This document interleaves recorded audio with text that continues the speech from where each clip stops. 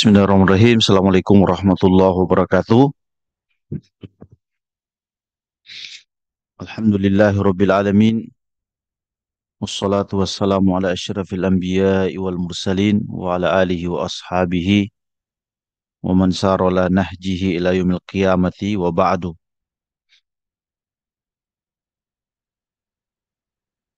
Bapak-bapak dan ibu-ibu sekalian, pertama-tama kita menghadirkan syukur kita bahwa pada subuh hari ini kita bisa hadir di sini di Masjid Syuhada untuk subuh berjamaah.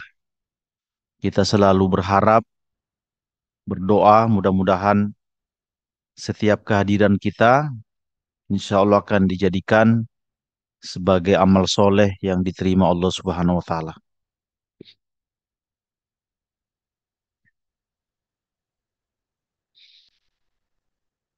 Bapak dan Ibu sekalian yang dimuliakan Allah, untuk bicara buku pada kesempatan ini, saya tidak bawa kitabnya, ya, saya tidak bawa bukunya, saya cuma bawa kertas.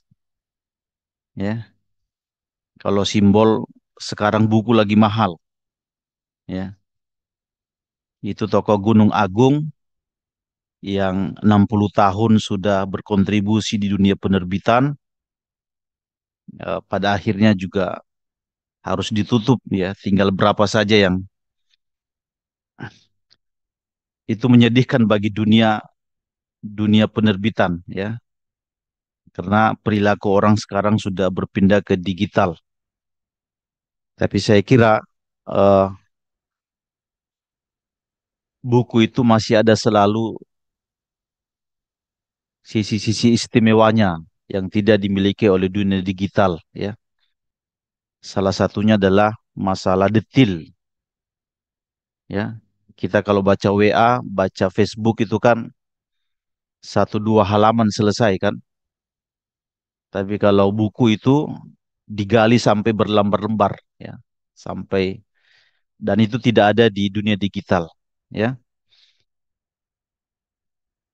Nah, Bapak dan Ibu sekalian yang dimuliakan Allah Subhanahu wa taala, kertas ini berisi sebenarnya kisah ya, kisah yang saya mohon maaf mungkin sudah pernah Bapak dengar, tapi saya mengulang cerita ini untuk terkait dengan hari-hari haji ya. Kita kan sekarang berada di hari-hari haji, kita melihat banyak orang yang berangkat kan.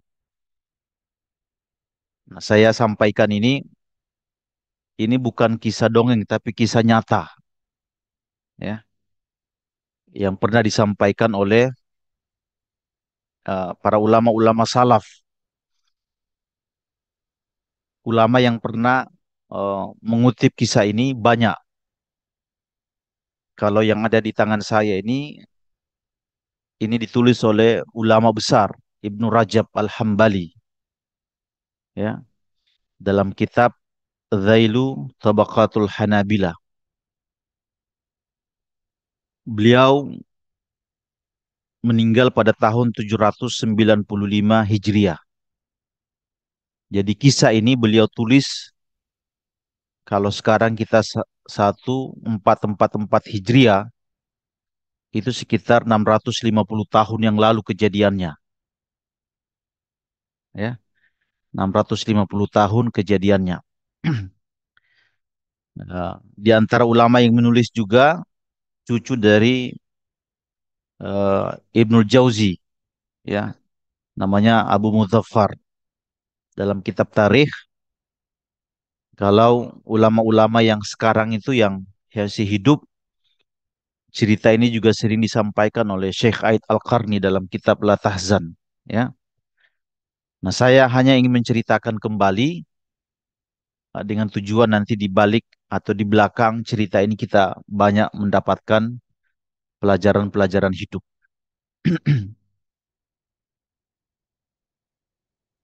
Eh, Imam yang kita akan ceritakan adalah Imam Abu Bakar Al-Bazzaz.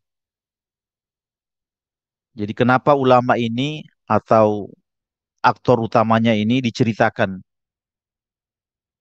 karena ingin menyebutkan dia sebagai seorang perawi yang thiqat, perawi yang terpercaya atau tidak. Biasanya kan kita cari manakibnya, cari biografinya. Nah, ada Imam Abu Bakar Al-Bazzaz ya. Dia berasal dari Andalusia. Ya. Al-Bazzaz itu kalau bahasa Arab, Al-Baz itu artinya Al-Kumash, artinya kain. Jadi dia seorang orang soleh, orang berilmu, tapi dia juga seorang tukang apa namanya profesi sebagai eh, tukang tenun atau tukang kain, ya. Jadi memang rata-rata dulu para ulama itu di samping mereka berilmu, juga mereka ada profesi, ya. Yang terkenal di Baghdad, di Andalusia, di mana-mana saat itu adalah Al-Bazzaz, orang yang profesi sebagai tukang kain. Banyak ulama-ulama kita yang kaya raya atau bukan kaya raya, eh, ekonominya kuat dari kain ini, ya. Salah satunya adalah Imam Abu Hanifah. Imam Abu Hanifah itu sebelum jadi ulama besar, itu dia mulai buka toko-toko pakaian, ya. Sehingga ketika dia menulis tentang ekonomi Islam itu sangat kuat karena dia punya background masalah masalah perdagangan. Nah, tapi tidak berlama-lama di sini. Saya ingin menyampaikan bahwa Abu Bakar Al-Bazzaz ini seorang eh, ulama, orang soleh, tapi dia juga memiliki profesi sebagai tukang kain. Nah, dia berangkat dari Andalusia, naik haji, pakai kapal laut. Nah, ini bisa kita terima, Pak, karena memang orang-orang dulu kan eh, tidak ada yang namanya pesawat itu belum ada kan. Eh, kalau ada yang kita dengar jalan kaki itu bisa kita percaya. Naik onta, naik apa, ya. Nah, dia naik haji dari Andalusia, naik kapal laut. Nah, sekarang kita memulai cerita dia ketika dia berada di hari-hari haji. Seperti hari-hari ini. Ya. Nah, saya akan bacakan teksnya sesekali saya lihat untuk saya jadikan sebagai pedoman supaya cerita ini utuh kita dengar. Dia mulai berkata begini, kuntu mujawiran fi Makkata harasahallah. Suatu hari kata Imam Al-Bazzaz, ya, saya berada di Mekah. Semoga Allah selalu menjaga kota Mekah, kata dia. Ya. Fa'asabani yauman minal ayyami ju'un syadid. Di hari-hari haji itu, suatu hari saya merasakan lapar yang sangat, lapar sekali. Ya, nah, karena dia lapar itu, ya dia keluar. Kan memang manusia kan gitu, dia insting untuk mencari sesuatu itu dia harus bergerak. Nah, dia keluar untuk cari makan. Kata dia falam ajid. Cari makan itu ya mungkin saat itu masih susah. Dia tidak menemukan. Malah yang dia temukan ketika jalan itu, kata dia fawajadtu kisan min harir. Di jalan itu saya temukan ada kantong, tapi terbuat dari sutra. Nah, dia temukan, ya. Nah, kantong itu juga diikat dengan tali sutra juga. Nah, orang yang temukan ini biasanya feelingnya kuat. Ini isinya menarik ini. Terus dia ambil. Tapi dia tidak apa-apakan. Kayak orang Indonesia langsung tuh hilang semua kan. Ya. Dia lihat-lihat aja. Ini kan di hari-hari haji dia temukan barang itu, ya. Nah, justru yang dia pikirkan adalah barang ini harus diamankan di tempatnya dia, di maktab dia. Itu dulu. Karena dia berpikir pasti ini juga milik jamaah haji yang juga datang pada musim haji saat itu. Nah, tapi dia tidak tahan untuk membuka. Kata dia, fawajadtu fihi uqdan min lu'lu. Setelah saya intip sedikit, ternyata isinya adalah permata. Nah, mengkilat-kilat gitu Pak, ya kan? Bapak bisa bayangkan psikologi seseorang saat lapar, butuh uang, temukan uang begini, ya, itu tidak mudah untuk menahan keinginan itu, ya. Dan pengakuan dia berkata begini, walam aro mithlahu qattun. Dalam hidup saya belum pernah menemukan benda semahal ini. Baru lihat saat itu, ya. Tapi yang dia lakukan adalah farabattuhu, saya ikat kembali. Ikat. Ya, kalau kita kan, kalau bukan kita, sebagian orang, sebagian diikat, sebagian masuk kantong, ya kan? Ya. Dia rapikan, hanya ingin penasaran isinya apa gitu. Karena ketika tahu isinya kan berarti perlakuannya beda, ya kan? Jangan-jangan cuma sisa kartu aja kan? Kartu halo tidak ada manfaatnya, bisa dibuang di sampah, ya kan? Nah, terus dia simpan, kemudian tujuan awalnya dia keluar kembali, meneruskan perjalanan mencari makan karena tadi lapar, ya. Ketika dia eh, terus berjalan itu tiba-tiba dia mendengar seorang syekh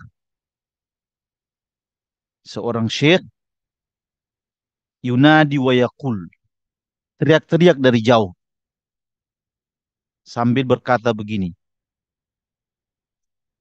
man wajada lana kisan sifatuhu kada wa kada falahu khamsumiyati dinar minat dhahab.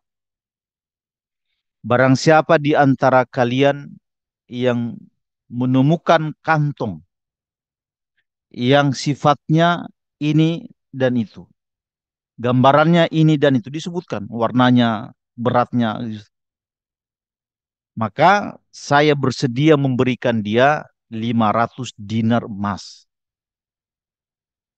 Ya, saya tadi subuh-subuh sini karena menyampaikan tema ini, saya cek berapa dinar hari ini. Ya, cuman cek doang, Pak. Ya, ada dinar ini, ada Pak Ali nih, orang pernah lama di ini. Ya, dinar ternyata ada dinar Kuwait, ya, ada dinar emas ya. Kalau dinar emas itu mungkin sekitar 3 juta kali ya, satu dinar ya.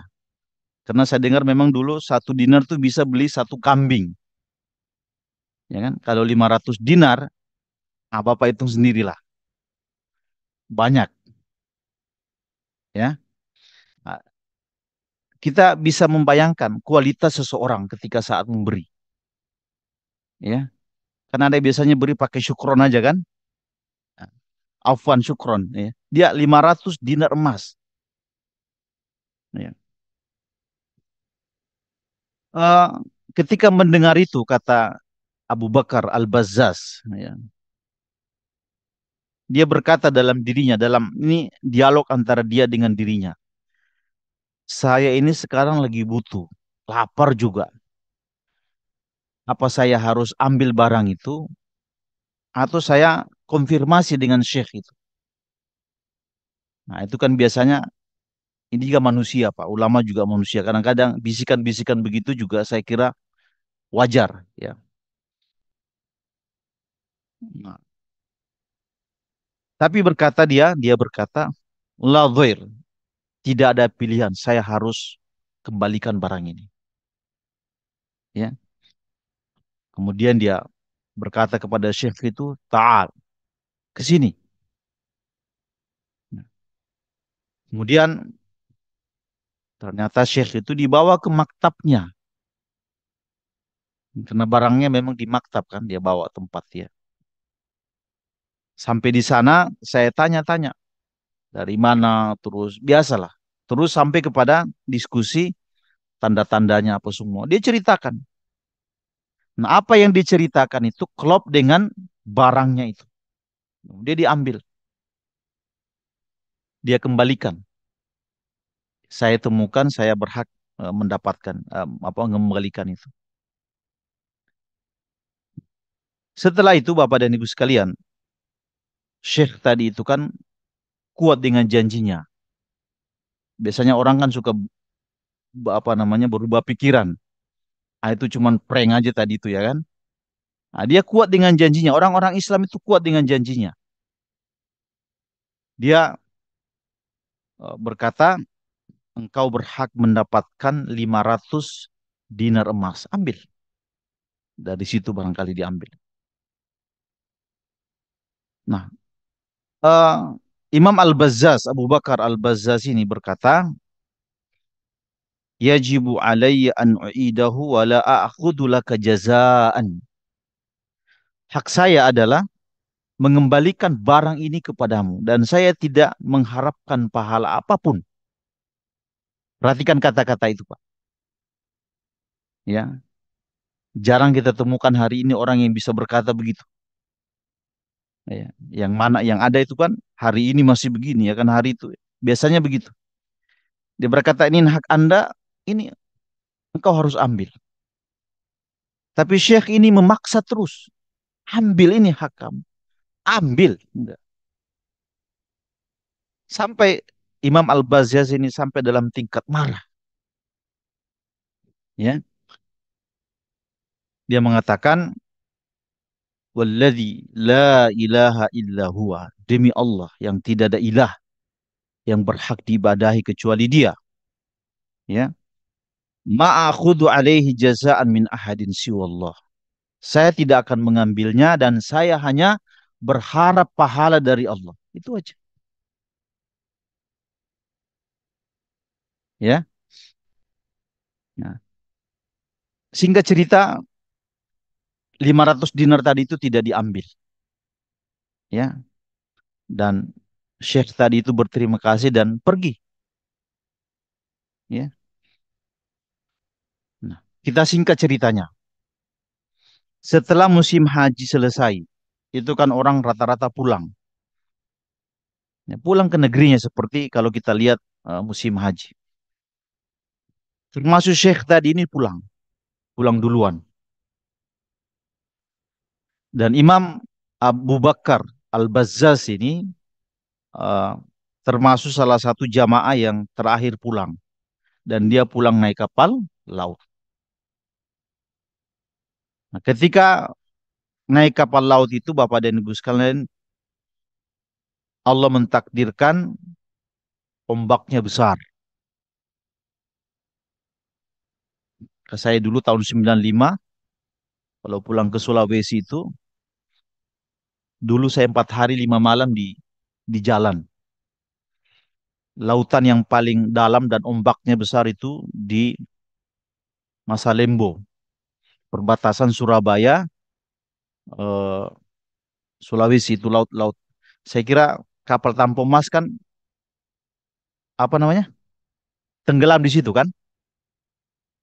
Iya. Nah, saya bisa merasakan apa yang beliau ceritakan di kisah ini. Ombaknya besar, ya. Nah, ombak besar itu kemudian menyebabkan perahu mereka tenggelam. Jadi jamaah haji itu perahunya tenggelam, semua penumpang banyak yang meninggal dunia, ya. Kapalnya pecah,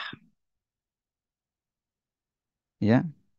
Dan kata Syekh Imam Al-Bazar ini, gharqan nas wahalakatil amwal. Manusia banyak yang tenggelam, barang-barang bawaan jemaah haji pun banyak yang hilang. Ya. Tapi kata dia, sallamani Allahu id baqaitu ala qit'ati minal markab. Allah mentakdirkan menyelamatkan saya dengan memegang kepada kepingan perahu. Ada yang pecah itu dia pegang. Dia terombang-ambing dengan kepingan itu. Ya, dia melanjutkan Bapak dan Ibu sekalian, kepingan perahu kata dia, tadhhabu bi yaminatan wa yasratan.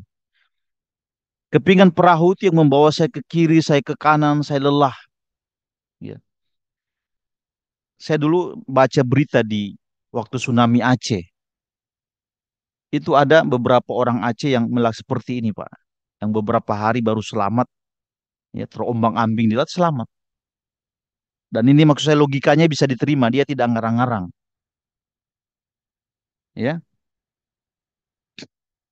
Nah, sampai dia berkata, saya tidak mengetahui saya mau dibawa kemana kepingan itu. Saya tawakal saja, ya. Sampai pada akhirnya kata dia, lafazatni ila jaziratin. Kepingan perahu itu mendamparkan saya ke sebuah pulau yang saya tidak tahu.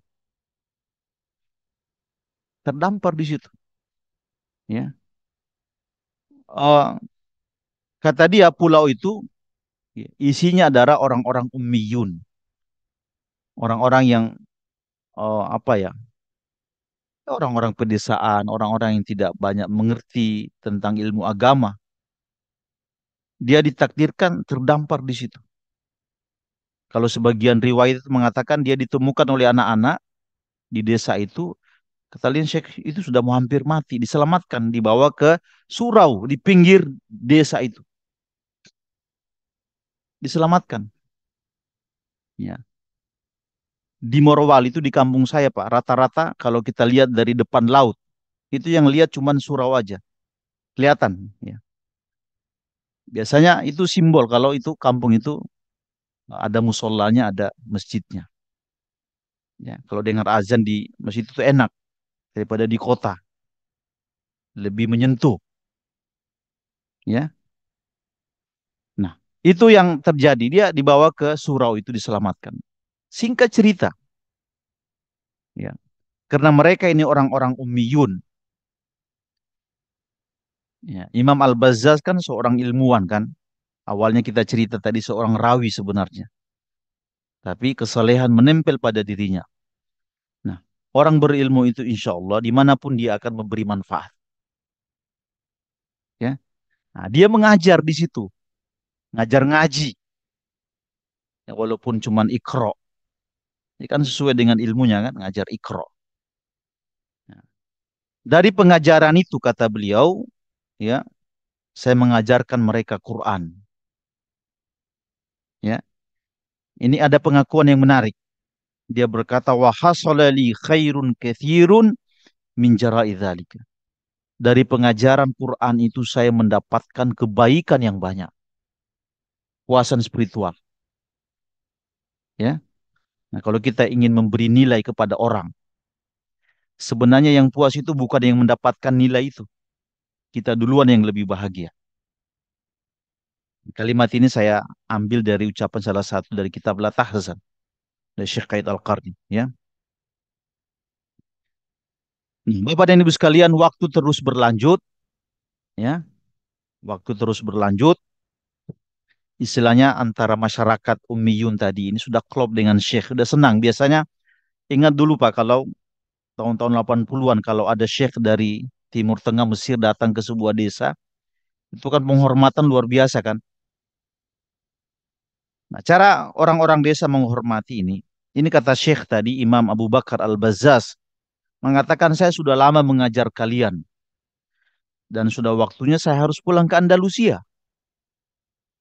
Karena kata mereka di sini ada kapal yang sering lewat sebulan sekali atau misalnya semusim haji sekali lewat bisa numpang, ya. Nah, kata Imam Al-Bazzar sudah waktunya saya pulang, saya pamit, ya. Nah, orang-orang menahan dia, wahai Imam, tidak usahlah pulang. Ya, siapa lagi yang akan mengajarkan kami? Ya, kami sangat butuh dengan keberadaan Anda di sini.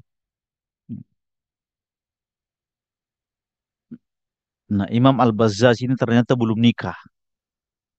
Ya, walaupun kedengaran imam, ya, tapi belum nikah. Ya. Nah, kita masuk ke bab nikah. Ya.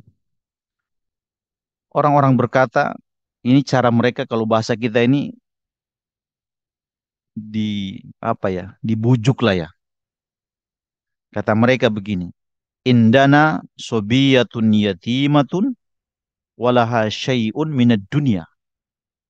Wahai imam, tidak usah Anda berangkat lagi ke Andalusia. Ya, kalau Anda mau, di sini di kampung ini ada seorang gadis yatim.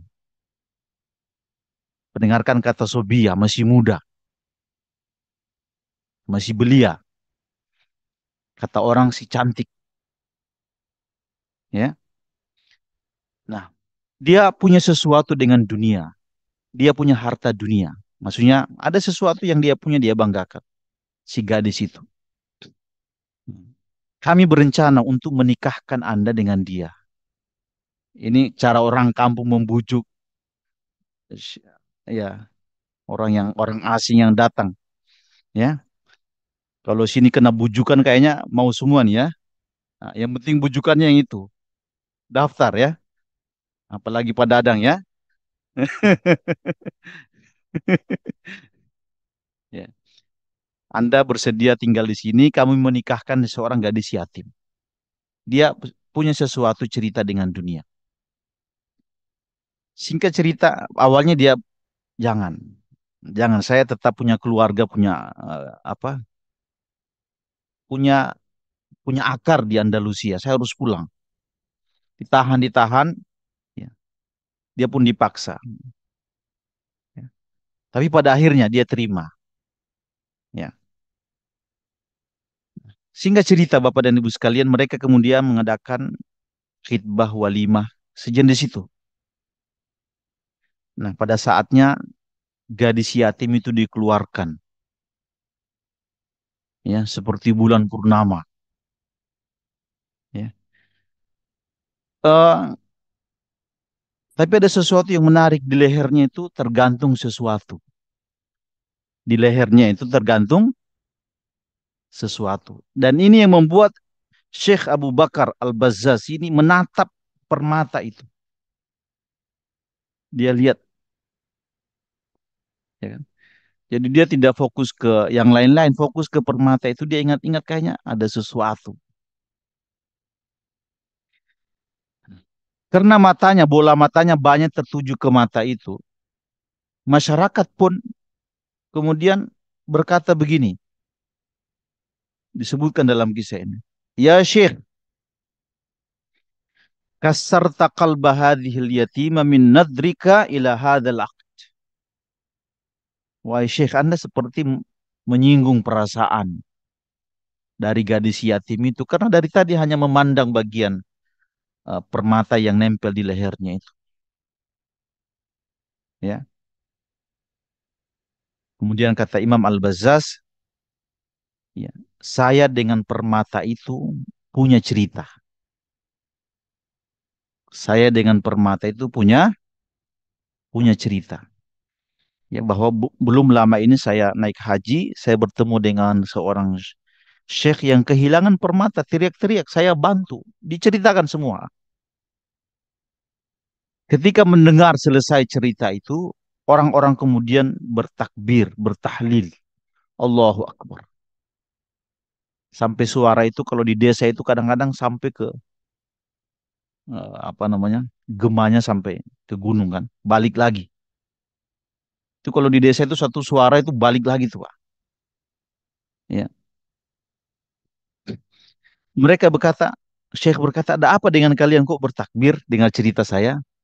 Ya, mereka berkata, Syekh yang kehilangan permata itu yang Anda bersama dia waktu di Mekah itu adalah ayah dari gadis ini. Ayah dari gadis ini, kampungnya di sini. Ya. Orang-orang bercerita begini, ketika Syekh ini yang kehilangan permata tadi pulang dari haji, ada satu kata yang sering dia ulang-ulang dalam hidupnya. Atau beberapa bulan ini dia ulang-ulang terus. Dan kami tahu, mereka merekam kata itu. Perhatikan, ya. Ma wajadtu fid dunya musliman illa hadha. Selama hidup saya tidak pernah menemukan seorang muslim yang baik sebaik itu. Ya. Kita ini selalu banyak hidup dengan banyak orang. Dan kita kadang bertemu dengan orang jahat, orang baik kan. Kita bisa berkata begitu. Dalam hidup saya, orang yang paling baik yang saya tahu adalah dia. Ya. Saking baiknya itu Bapak dan Ibu sekalian, ada satu doa yang sering dia ulang-ulang. Kata dia begini, Allahumma jma' baini wa bainahu hatta uzawwija bibnati. Ya Rabb, suatu saat nanti pertemukan saya dengan laki-laki itu. Maksudnya Abu Bakar Al-Bazzaz itu. Temukan saya. Bagaimana caranya? Dalam rangka saya bisa menikahkan dia dengan putri saya. Ya, dalam rangka saya bisa menikahkan dia dengan putri saya. Ya. Bapak dan Ibu sekalian yang dimuliakan Allah Subhanahu wa taala, sekarang doa itu tuh sangat makbul. Doanya orang berhaji itu makbul, ya. Nah, kita singkat nih, berapa tahun mereka mereka menikah pun menikah, ya. Beberapa waktu setelah itu lahir dua orang anak. Warziktu min habi waladai. Lahir dua anak dari pernikahan itu. Ya. Nah, ini kita singkat yang puluhan tahun kita singkat sekarang, ya. Allah mentakdirkan anak-anak dua ini meninggal dunia,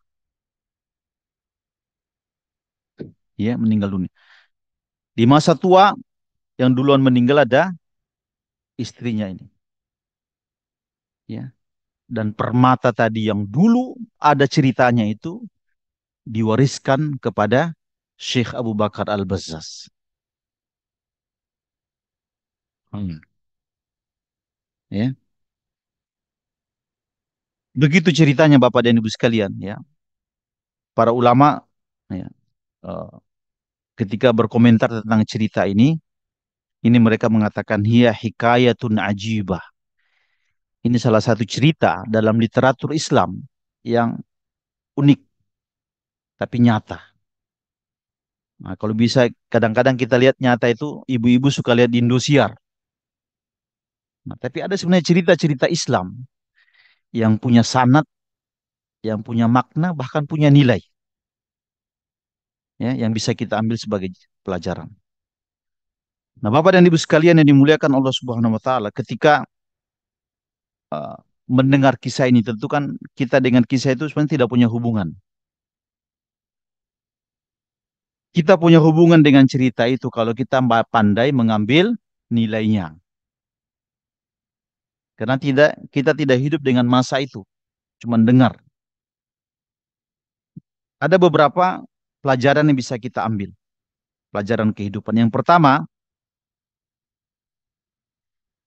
ini satu nilai yang para ulama sering ungkapkan, ya, dalam sebuah athar, ya.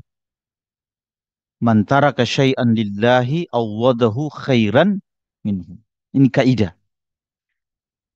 Barang siapa yang meninggalkan mengerjakan sesuatu karena Allah, maka siap-siap orang itu akan mendapatkan ganti yang lebih baik dari apa yang dia sudah tinggalkan.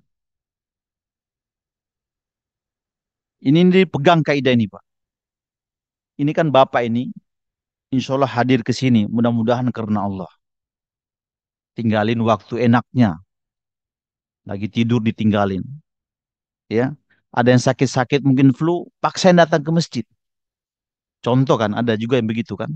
Kadang-kadang asam uratnya kambuh, datang ke masjid. Itu kan dalam rangka meninggalkan mengerjakan sesuatu karena Maka orang-orang yang seperti ini bersiap-siap mendapatkan ganti yang lebih baik dari Allah Subhanahu wa taala. Seperti laki-laki tadi ini.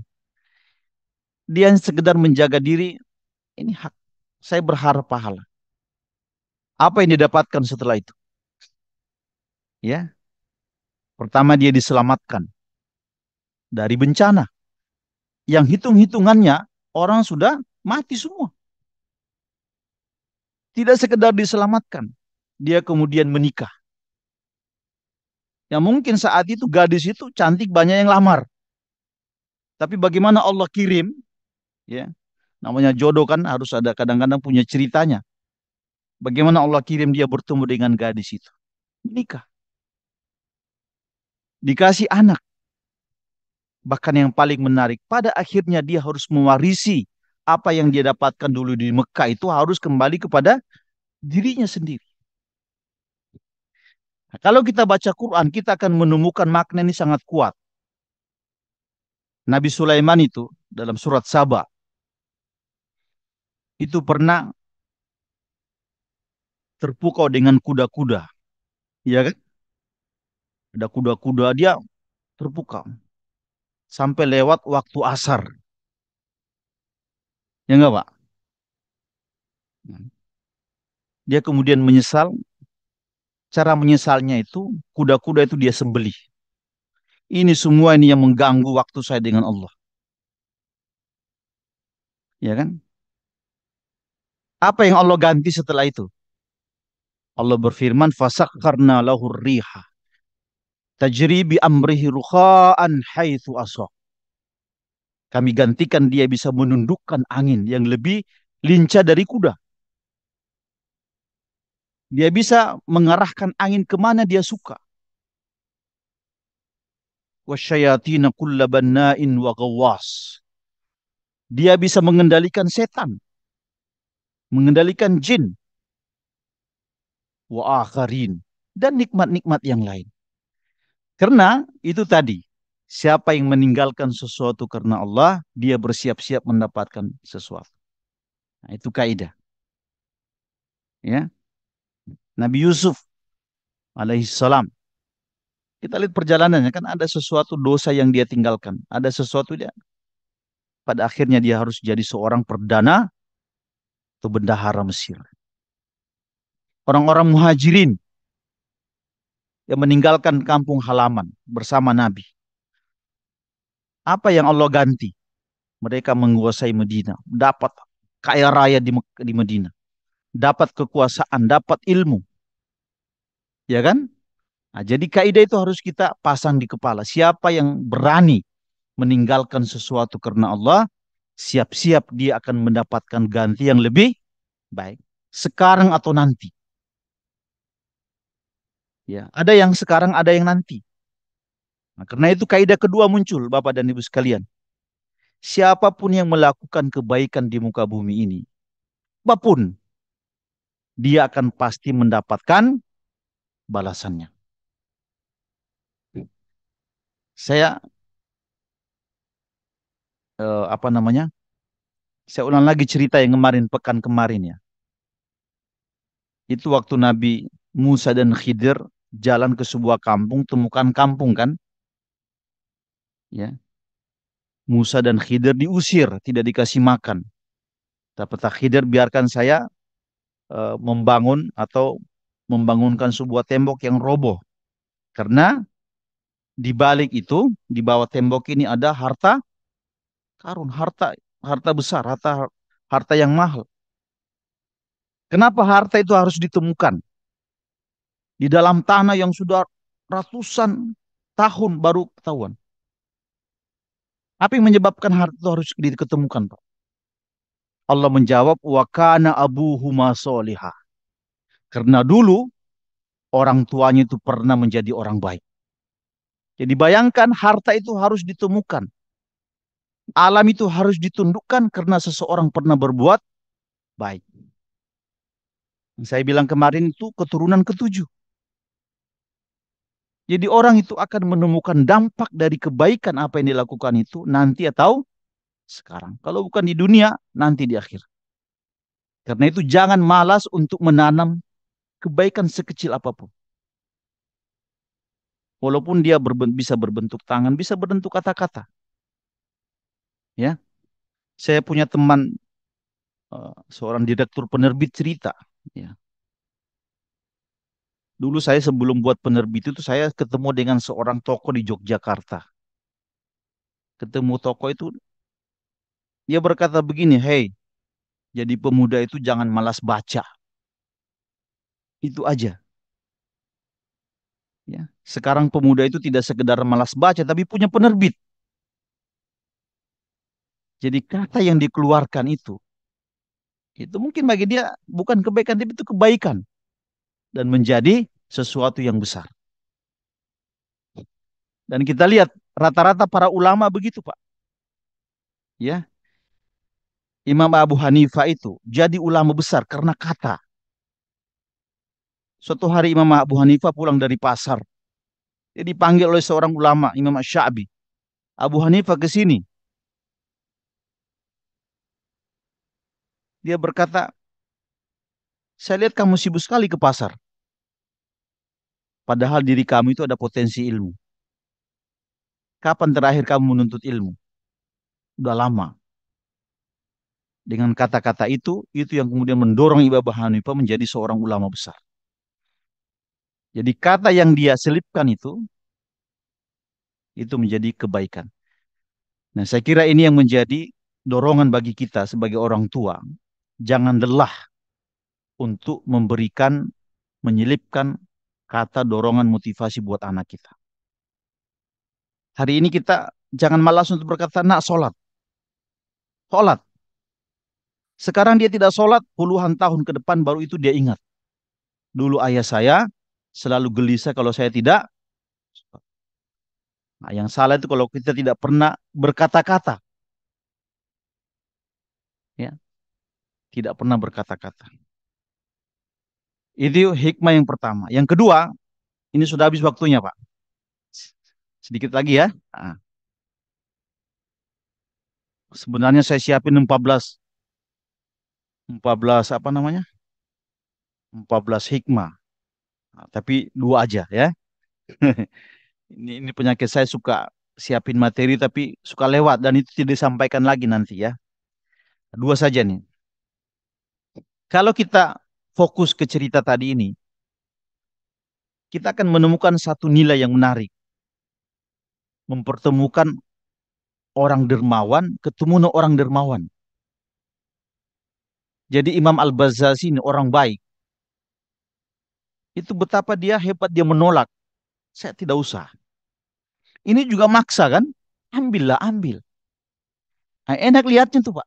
Kalau begitu tuh ada orang melak-melakan tuh. Yang tidak enak dilihat itu rakus ketemu orang rakus. Orang maruk ketemu orang maruk. Itu nggak enak dilihat itu. Kita sini kadang-kadang muka mau taruh di mana? Balik nih. Nggak mau lihat. Ya kan? Nah, yang lucu sebenarnya orang bakhil ketemu orang bakhil. Saya punya cerita teman dari Yaman. Cerita. Ini dari pengalaman dari Yaman. Katanya di Yaman itu ada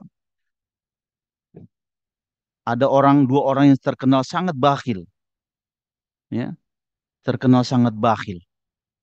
Suatu waktu mereka janjian makan di restoran. Janjian aja orang bakhil ketemu, janjian makan di restoran. Makan tuh nikmat banget semua. Tapi ujungnya tidak ada yang mau bayar, ya. Dan sebagian orang goyang-goyang aja tangannya gini nggak keluar-keluar duitnya, ya. Ngeprank doang gini, Pak, ya. Nggak keluar-keluar. Tidak ada yang mau duluan bayar. Saking bakhilnya tuh dipaksa datang orang bayar. Siapalah, ya. Akhirnya mereka tidak mau bayar ini, manajer ininya atau penanggung jawabnya restoran ini keluar. Ini cari jalan bagaimana salah satunya ini mau keluarin duit. Ya. Katanya gini aja, dua orang ini masuk ke kolam, ya. masuk ke kolam. Nanti aturannya siapa yang muncul duluan kepalanya, itu yang bayar. Kuat-kuatan di air, nguji supaya nanti kalau dia ini kan kalah kan, berarti dia harus bayar. Dimasukin ke kolam, akhirnya tidak ada yang muncul, dua-duanya mati di situ. Ya, harus memilih mati daripada keluarin uang. Terlalu bakhil itu orang kayak gitu. Bakhil ketemu bakhil. Ya, orang-orang di sini insya Allah dermawan-dermawan ya, amin ya. Ini saya sampai ketawa juga di sampai harus memilih mati sampai daripada keluarin duit, ya. Ya. Bapak dan Ibu sekalian, saya kira ini yang ringan-ringan yang saya sampaikan pada pagi hari ini. Walaupun cerita, tapi saya mudah-mudahan ada satu dua kebaikan yang bisa kita ambil. Hadanallahu wa iyyakum ajmain. Assalamualaikum warahmatullahi wabarakatuh. Waalaikumsalam warahmatullahi wabarakatuh. Jazakallah khairan katsiran Ustaz atas bagaimana menceritakan kejadian dan semoga kita juga banyak mengambil hikmah apa yang Ustaz sampaikan. Untuk memperjelas itu kami berikan kesempatan jika ada jamaah yang ingin bertanya pada Ustaz baik di rumah maupun yang hadir di masjid. Alhamdulillah mungkin lebih dari 50 orang yang hadir pada kesempatan kali ini. Ada mungkin kami ini Ustaz. Tadi yang Ustadz sampaikan itu kan bagaimana seorang ulama, imam itu apa namanya menahan hawa nafsunya yang saya yakin itu karena keimanan. Begitu juga seorang syekh yang memiliki permata itu juga menepati janjinya karena keimanan. Nah, uh, ini bagaimana nih Ustadz untuk menjaga keimanan kita yang selalu naik turun nih Pak Ustadz. Kadang kalau kami sendiri misalnya sedang berusaha, yaitu tadi ada waktu-waktu nanggung yang kadang kita mengalahkan apa namanya beribadah pada Allah. Yang saya yakin mungkin itu karena godaan iman juga, Pak Ustaz. Mungkin Pak Ustaz bisa sedikit memberikan gambaran bagaimana kita menjaga keimanan untuk yakin dengan adanya balasan atas kebaikan atau kemaksiatan yang kita lakukan. Iya, kalau masalah iman naik turun, itu adalah sesuatu yang wajar bagi seorang muslim. Ya, Eh, iman itu bisa naik kalau didahului oleh kebaikan, amal soleh, pikiran-pikiran baik. Itu biasanya dia naik. Ya, kalau dia turun, juga ada sebabnya kan. Ketemu dengan kawan-kawan lama yang dulu memang ini diungkit lagi dosa-dosa kita, keburukan-keburukan, bertemu dengan ini pasti dia itu wajar. Ya, makanya salah satu kaidah para ulama ahlu sunnah mereka katakan adalah al-imanu yazid wa yankus. Iman itu naik, naik turun. Ya. Nah, eh, ada seorang ulama sufi, Imam Hasan al-Basri. Ya. Ada salah satu jawaban yang menarik dia pernah bilang. Kalau Anda bertanya kepada saya, Anda beriman hari ini atau tidak? Dia balik bertanya, iman seperti Anda iman seperti apa yang Anda maksud? Kalau beriman kepada Allah, kepada Nabi, kepada kitab, hari akhir, saya punya. Itu saya punya. Ya. Tapi kalau yang Anda maksud bahwa iman itu kalau dengar ayat bergetar hati, ya, sujud tersungkur, apa semua, itu saya belum punya. Ya. Karena itu Bapak dan Ibu sekalian, saya kira wajar kita apa namanya beriman selama hidup itu naik turun. Ya, tidak usah dirisaukan karena orang-orang dulu juga risau.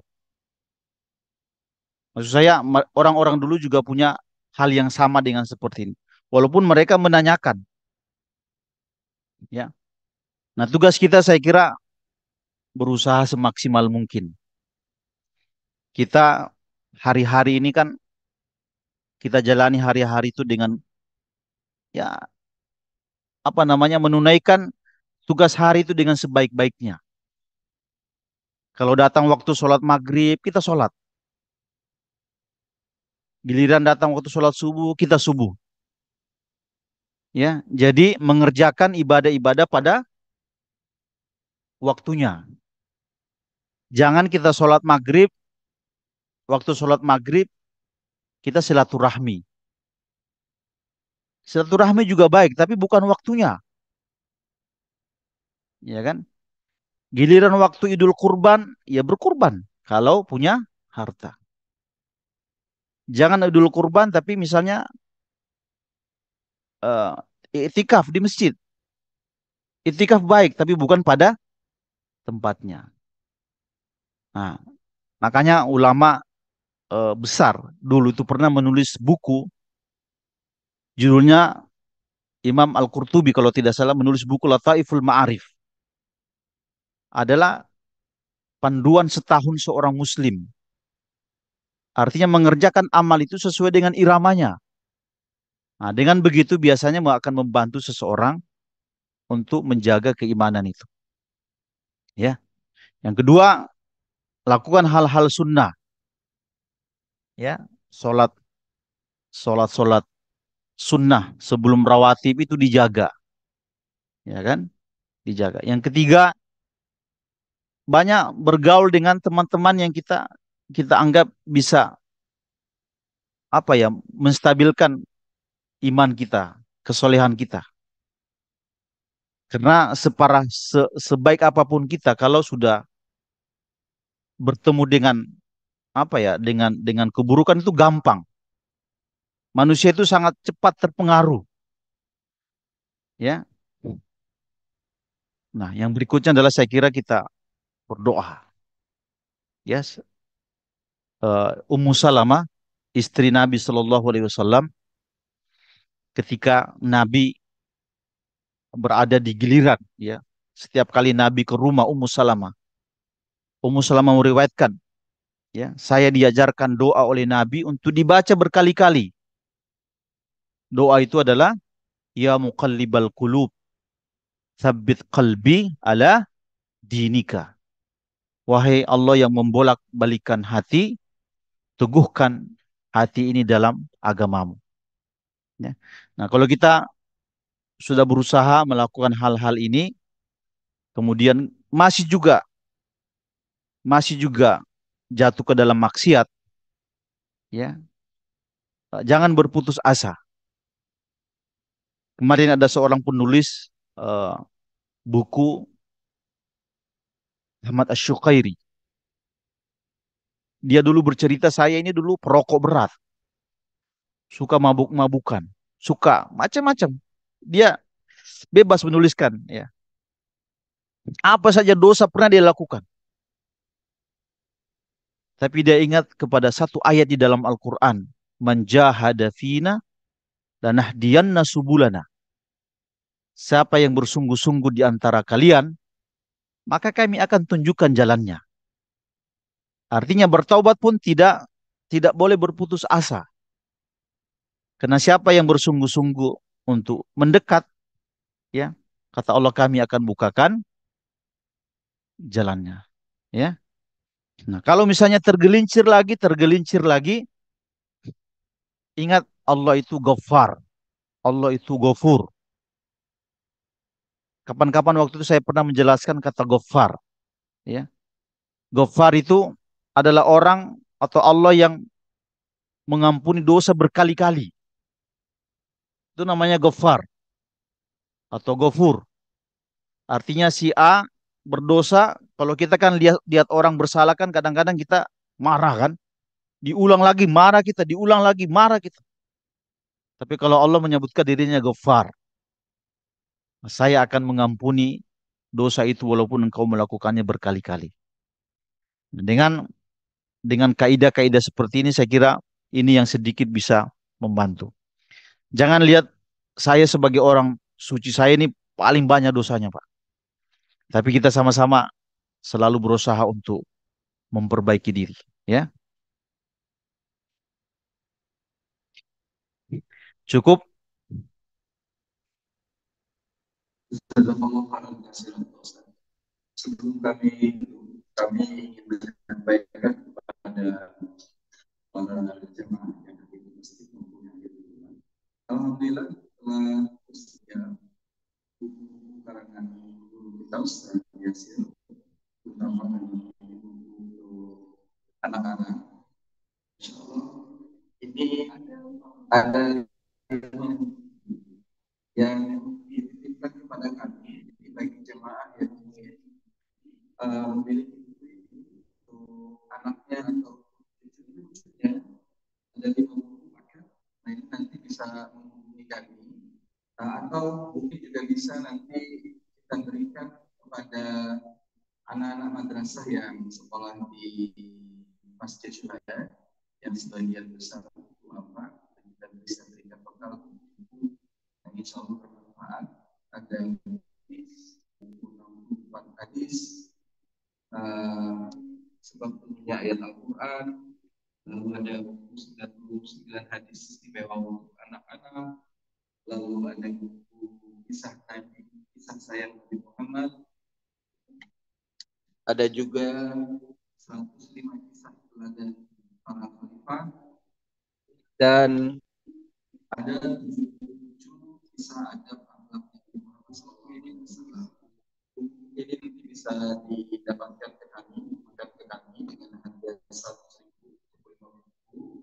Insya Allah bisa diberikan untuk anak cucu kita atau bisa diberikan ke masjid nanti untuk kami serahkan kepada anak-anak yang madrasah di masjid dan saya kira itu. Terima kasih sekali lagi kepada kita Ustaz Yasir. Jazakallahu khairan katsiran. Semoga apa yang disampaikan menjadi amal jariah, kebaikan dunia akhirat, dan juga manfaatnya bisa kita terima. Untuk Pak Andi, saya boleh tambahin sedikit. Minta waktu sedikit boleh Pak ya?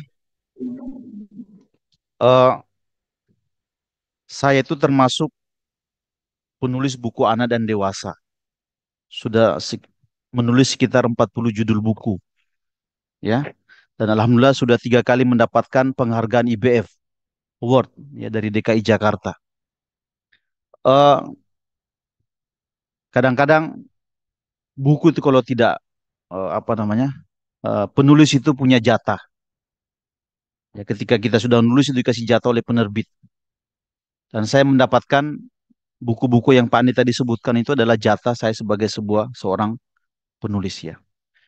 Nah, buku ini itu di Gramedia bisa sampai 140 150 per piece ya.